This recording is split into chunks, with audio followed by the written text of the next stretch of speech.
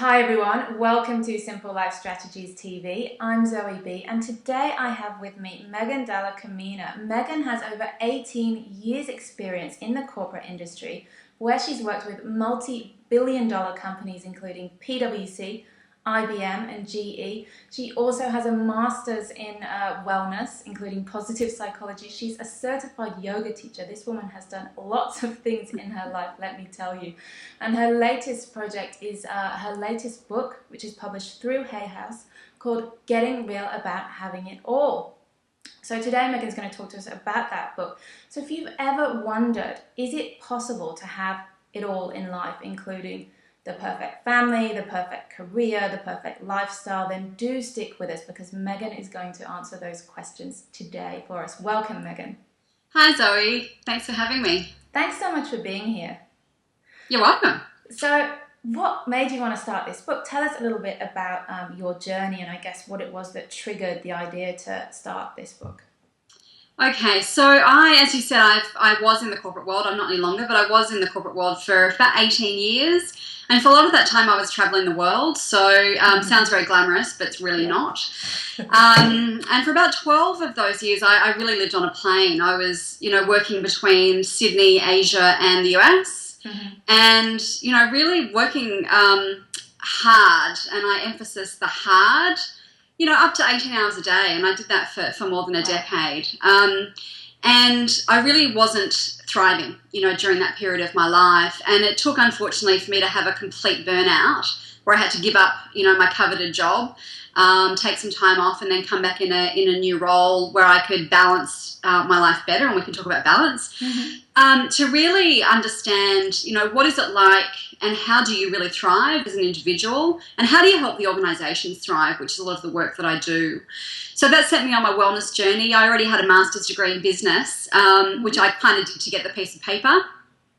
But I then went and did, the wellness study. So I did my yoga teacher training really for myself so that I could really get deep into, what is the, the soul connection, which, I really get through my yoga practice. And then I did my master's degree in wellness with a major in positive psychology to really get into that science, which is, underpinned a lot of the content in my book, although you wouldn't know it reading it, to really help people do the things that I always wanted to do and live my life the way that I just didn't have the tools for, if that makes sense. I think I see so many women, especially now in my private coaching practice, who want to create a different life for themselves, but they don't have the tools, they don't know where to start, and they don't know how to put all those pieces together without sort of throwing it all in and going living in a cave in the Himalayas somewhere, which many of us have the opportunity to do. So I wrote the book because I had so many people saying to me, you've done this now, you know how to do this, and you've done it while you've had this big executive job. Can you help us, do it as well? So that was the impetus behind the book. And yeah, it's been an amazing journey. Incredible. And what would you say, what's your definition of having it all? Is that different for everyone? I guess the media would have us believe that, having it all there's one very sort of simplistic explanation of that, which is very materialistic, and that you have the big house and the perfect car and the perfect job and 2.4 children. But what do you think it really means to you and in your experience working with people? Yeah, so I called the book Getting Real About Having It All because I want people to get real about this conversation. I'm so sick of the conversation of you can have it all, you can't have it all, you can't have it all, but not at the same time.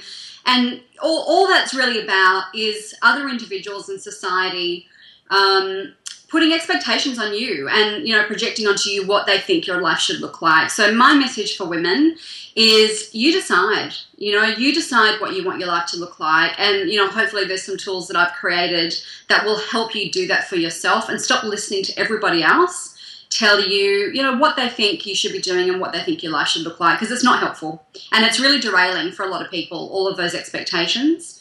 So yeah, enough of the conversation. It's too limiting. Yeah, and I see that a lot with values, and that we find that the media especially almost projects its own values onto us. And then, there's no faster way to unhappiness than living a life that conflicts with your own personal values and what really is meaningful to you. And, you have all these people who get to a certain point in their lives where they realize oh, I've done all of the things that should make me happy, but actually Yes. I'm not. And then they're a bit lost. And I guess it's at that point where they start, reevaluating what really will make them happy and what really does mean success to them personally.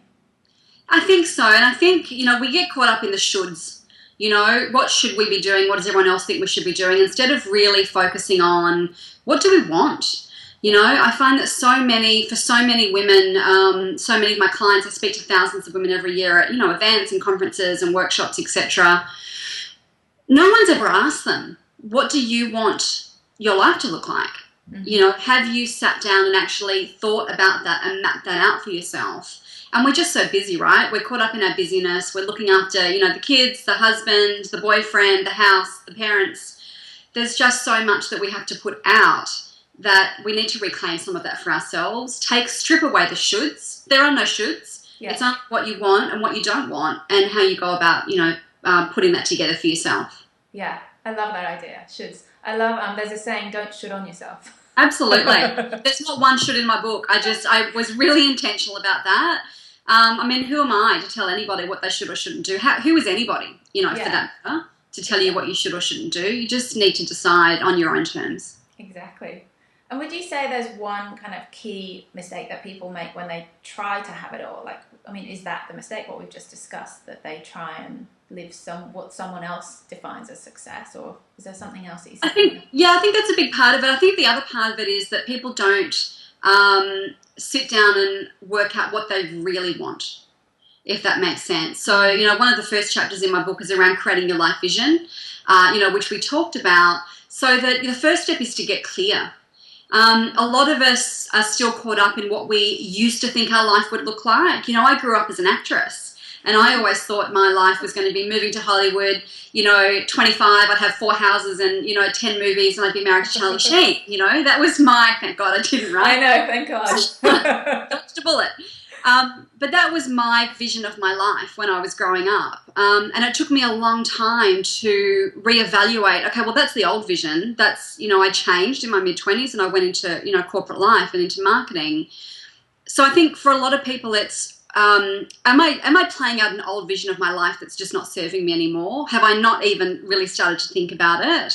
And to start there, because I find so many people, so many women, all of my work is with women, are, so busy on that treadmill, doing everything they think they should be doing, and they're really not moving towards the life that they want for themselves because they haven't given themselves time to work it out. So that's the first step. Absolutely. Yeah, so actually taking that time to think about what you really want, and yeah, and it's not something that comes easy either, is it? It's something that, you need to put in the hours and schedule that time to actually work that out. Yeah, well, you've got to create space for it. It doesn't just pop up. In the 60 to 80,000 thoughts we have every day, in the 500,000 responsibilities, the bosses and everything else, we have to intentionally create space for it, or it just doesn't happen. Yeah. Now, you talk about in the book about how behind most successful women, there's this layer of exhaustion.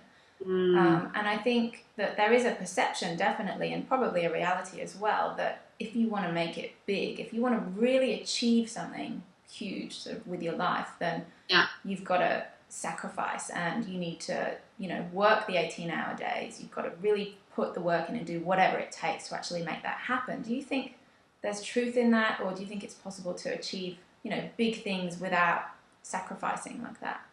Yeah, it's kind of old thinking, it's kind of 1980s thinking, 1990s thinking that we need to slog our guts out and work the 18 hours like I did for a decade to actually achieve success. What the science and everything around performance management now tells us is that we know that to actually be counterproductive. And that it's much more beneficial and you're much more effective if you work in your, sort of sleep rest cycles, work for 90 minutes, down tools for 15, and work in your cycles for your 6 to 8 hours a day, as opposed to doing your, 12, 14, 16-hour days. So it's a myth. I think we've seen, we've seen decades of people saying that that's the success model and being the role models, for that type of success. I mean, Arianna Huffington's just come out with her book Thrive, and I've been emailing with her actually because I've just started blogging on it for Huffington Post. And to have someone like Arianna come out and say, from her personal perspective and also underpinned by much of the same science that I talk about, that it's just not true. Number one, that there are better ways to be in the world and there are better ways to be successful on your own terms, not just successful in terms of money and power, which, she talks about, but successful in terms of the third metric. It's a new model of working, it's a new model of thinking, and we need more people to show up like that. Yeah. And change these role models and change the behaviours. I can't speak for Arianna in terms of, but I mean, she's changed her life, and she's still, she's on the, Time 100 most powerful people list. She's still doing amazing things, and I certainly know from my own experience that the last sort of 7 years where I completely changed the way that I work, changed the way I live. And change all of the practices that support that I've been even more productive than I was, in those years that I was working 12, 14, 16, 18-hour days. And, of course, much happier and much more well. Yeah. So it absolutely is possible. I think one of the most important things is to understand for ourselves what makes us thrive. What's our ideal setup, around sleep, around nutrition, around exercise, around, how and when we work. That is optimal for us, and then how do we make that happen for ourselves? So I think if people can get to that, then that's the ideal situation. Yeah, so it's more about productivity than the number of hours spent necessarily. Absolutely. Yeah. And it's days were over, those days where you would work in an office and, you would be at your desk before the boss turned up and still be at your desk when the boss left at night. Unfortunately, there are still environments that work like that, and there are some industries that it's rampant, but it's becoming less and less. And, I would say to people, if you work in one of those environments, go work somewhere else. Yeah. If you have the choice, go and work somewhere else because you're not going to thrive, in that context. Yeah, and I can really resonate with what you're saying because my background is corporate advertising. So, yeah, very much, it's a badge of honor to be the last person in the building, then we're talking late, 2, 3, 4 a.m. even, if pitches are on. So, called another all-nighter. Exactly. Yeah, It's you are the hero if you work all night, and it's just such unhealthy, crazy way of living, like you say. And I would love nothing more than to see that change, and you can see it. Slowly changes are happening thanks to people like yourself and Adriana. And I just think it'd be so great if we can actually break down this misperception that you do need to sacrifice everything. And I recently read Steve Jobs' book, biography, and he talked in that about how, he puts down the fact that he got cancer to a period when he was very, very overworked, when he was CEO of both Pixar and Apple, and very stressed. And, people have sacrificed their health, but, I mean, it sounds like from what you're saying that we no longer need to do this. Yeah, well, look, I mean, it's a mind shift. There's no, there's no question about it. It is a mind shift. And the environments that we're in don't always support that. So if you're working for a boss who has that old mentality, and working for an organisation has that old mentality, it's really hard. This is one of the reasons we see so many women still opting out of, big organisations to go and, become entrepreneurs, to become solopreneurs and do their own thing on their own terms. Because, women are paying a much higher price than men are. If you look at all of the health statistics, than men are for having those high-stress, high-pressure jobs. So it is a mindset shift, but it is possible. And there are so many people out there now and so many managers, bosses, leaders advocating for, for new ways of working. Yeah. How do you think you get that balance right? And is it something that you have to just test with yourself, and that obviously, just because you don't need to work every hour under the sun, we're not now saying, just don't do anything, just go and kick your feet up and everything will just magically happen, because obviously that's not realistic. We need to still, be productive and take action and put effort in. I mean, you mentioned earlier 6 to 8 hours. Is that sort of roughly a good number of hours to work productively, or is it different for everyone? Look, I think it's different for everyone. You know, some people can thrive on 12 hours a day. Some people will thrive on 5 really productive hours. So I think, it comes back to you understanding what are your cycles, when are you most productive. You know, I know that I'm really productive between like 8 and 11 in the morning. Like I plow through stuff, and especially if I'm writing, I get so much work done. And I know that around 2 to 4 in the afternoon, not so great. So I try and, you know, have a rest cycle during that time, and then I'm happy to do some more work at night time, especially like on my PhD research or something. So for everyone to really understand what is your cycle, when are you most productive, and how do you build that in? How do you build in the rest cycles as well? It could be 5 minutes, could be 15 minutes, could be an hour in the middle of the day. Go for a walk, do a meditation, have a nap. It's like one of my favorite productivity tools is to actually have a nap if I can do it. I know that sounds strange. But it's really working out what works best for you and then trying to implement that and get into some form of routine around it if you can. Yeah. And it's so interesting, isn't it? Because it's like we're not allowed to rest. People forget that, you know, technology, take a piece of technology, your mobile phone, you don't expect your mobile phone to just go on forever. You need to plug it in and recharge it so that it gets some more fuel so that it can work efficiently. But we just have got to this point where we don't schedule any of that, and it's almost like we rely on sleep to do that recharging for us, but it's just not enough. We need those breaks, like you said, throughout the day where we can actually take rest, put some fuel back in the tank, and then work again more effectively. Yeah, and so many people don't sleep. You know, sleep, I find, with people that I work with and with research that I do, sleep's the first thing to go. So if you're really busy and you can, you know, think you can get away with 5 hours a night, you know, people will do that. It's the first thing they cut. And again, you know, it's a badge of honour. I only got 4 hours sleep last night, you know, aren't I fantastic? Well, not really, because we know from the research it's irrefutable what happens neurologically, physiologically, and for your productivity when you don't sleep, when you sleep less than 7 to 8 hours a night. So, you know, we need to build these things in and build our lives around them. And I say that when I speak to rooms of hundreds or thousands of people, you know, I say who sleeps, you know, 8 hours, 7, down to 6, down to 5. And the only people who get let off the hook are the, you know, parents with young children. For everybody else, you know, you need to sleep. Yeah. Yeah, I completely get what you're saying. Sleep is very important. Yeah.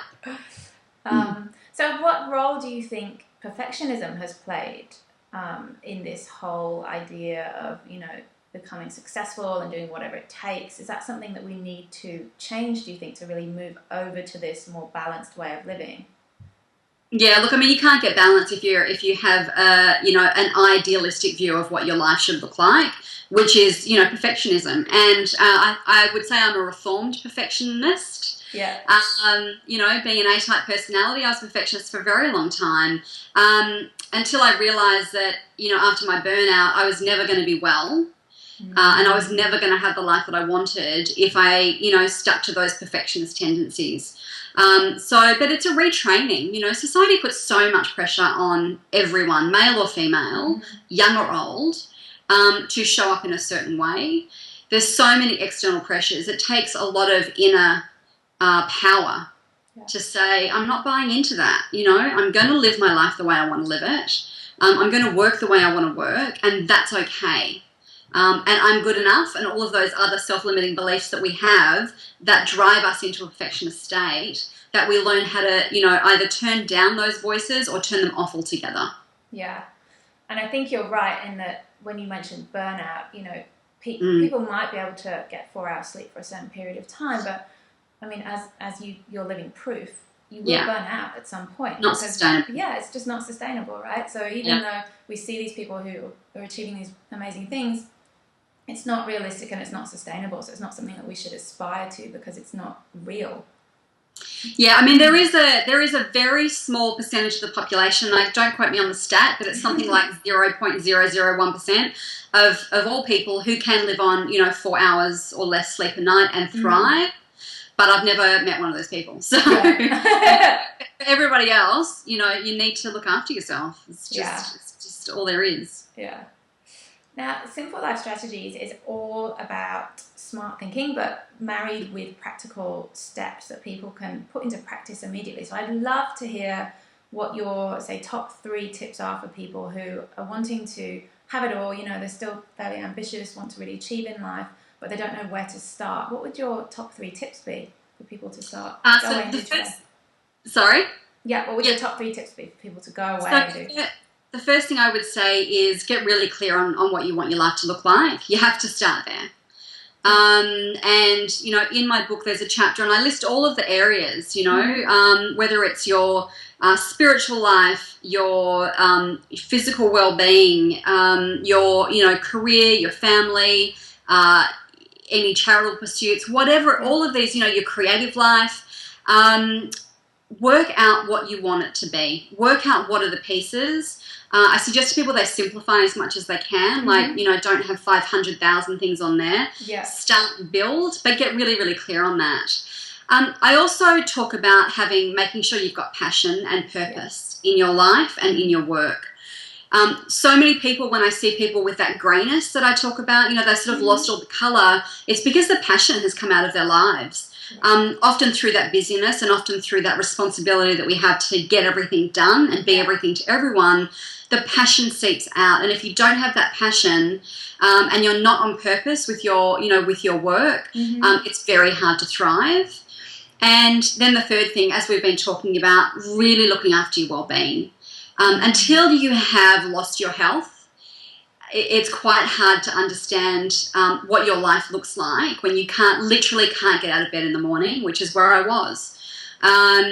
So, you know, put the strategies in place so that you are being preventative, so that you are fueling your body, that you are, you know, resting, restoring yourself, that you've got space to pursue the things that you really want to have in your life, and then you can flourish. But you know, it's a long road back from burnout, let me tell you. It's a long path back to health and vitality. So I don't want anyone to ever experience that. Yeah. So life vision, passion and purpose, and well-being. And a third of the book is actually on well-being principles and, you know, all of the things that you can do to bring that into your life. Yeah, well, that's so great. Thank you so much for sharing that with us. It's great that you've actually lived through this yourself. So you're speaking from your personal experience, and we don't want people to burn out. So it's good to put those actions into place and actually take control of your life and start creating a more balanced but still meaningful way of living. Yeah. So where can people get their hands on a copy of your book? So it is on Amazon, it's in bookstores, it's on Booktopia, Bookworld, you know, it's on Kindle. Wonderful. So where they like. And I'll just also mention there's a free resource on my website called 12 Rules for Balanced Women. It's just as applicable for men as it is for women, but it's 12 Rules for Balanced Women that people can go and download for free. So if people are really interested in the whole balance discussion, go and grab it. It's really, you know, small. It's like 1,000 words, but really helpful for people. Wonderful. And where can they grab that? What's your URL of your website? So it's megandallacamina.com. Wonderful. So I highly recommend that everyone jumps over there and grabs a copy of that so they can actually start putting into practice some of those principles and really making some changes. Yeah. Yeah, absolutely. And start small, you know. People sometimes think that if they want to make a change, they need to change their whole life in the next 5 minutes. I say to people, what's the smallest thing? What's the smallest step that you can take to bring something into your life that's going to help you thrive? Go and do that, and just do that. Do that for the next week, month, and then you can add things in. But just what's the smallest step is the question I'd leave people with. Yeah, that's a really, really great piece of advice, because I see that as well when I'm working with people in a coaching capacity, is that as soon as overwhelm kicks in, that's it, game over, you know? Fun. Like people just get paralyzed in the fear of, oh, there's just too much, I won't do anything. But if you can really narrow that down to just one small thing, then it's much easier to tackle that. And like you say, you know, once you're doing that, you gain some momentum and you really start to move forward, and you get more motivated, and then things sort of flow and you end up reaching those goals without even realizing Absolutely. it. Yeah, wonderful. Well, thank you so much for everything today, Megan. I think that the work that you're doing is so, so important. So thank you so much for sharing your message with the world. I really, really believe that this is such an important topic that women and men need to hear about, and actually need to change those beliefs that, you know,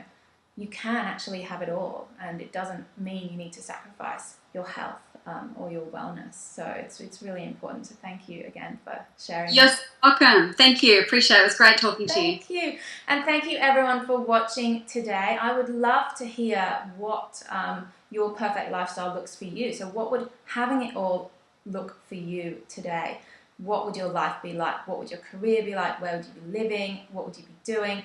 Please do leave a comment beneath the video here and let us know, and we will get back to you. You can also head over to simplelifestrategies.com, where you can also leave a comment there. If you've enjoyed this video and it's inspired you, please do share it with your friends and family. And if you'd like to receive free life tips each week, then head over to simplelifestrategies.com, where you can sign up over there. Thank you so much for watching. I'm Zoe B, and this is Simple Life Strategies TV. I'll catch you next time.